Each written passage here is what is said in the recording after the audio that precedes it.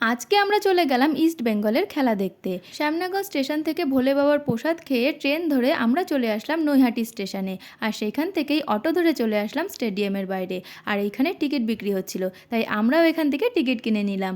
আমরা ঢুকতেই দেখছি যে খেলা অলরেডি শুরু হয়ে গেছে। খেলা কিছু বুঝি না তো কি হয়েছে, স্টেডিয়ামে এসে এরকমভাবে একটু না সেজে খেলা দেখলে হয়? তাই আমিও ইস্ট বেঙ্গলের ব্যাচ পরে নিলাম। খেলা আমি কিছুই বুঝি না, কিন্তু খুব শখ ছিল যে জীবনে একবার হলেও স্টেডিয়ামে গিয়ে খেলা দেখব। এর আগে প্রায় অনেকবারই প্রোগ্রাম হয়েছে খেলা দেখতে যাবার, তবে কিছু না কিছু কারণে সববারই প্রোগ্রাম ক্যান্সেল হয়ে গেছে। তবে আজকে অবশেষে আসার সুযোগ পেলাম। আর আজকে ছিল মারাত্মক রোদ। আমরা এই মারাত্মক রোদে বসে বসেই খেলা দেখেছি। আর খেলা দেখতে না আসলে আমি বুঝতেই পারতাম না যে আমার বর খেলা নিয়ে এতটা পাগল। আর আজকের খেলাতে আমাদের বিপক্ষে ছিল মোহামেডান স্পোর্টিং ক্লাব। খেলা শেষে আমরা বাড়ি চললাম। আর আজকে কোনো দলই হারেনি, দুই দলই 2-2 ড্র হয়েছে। সবাইকে টাটা।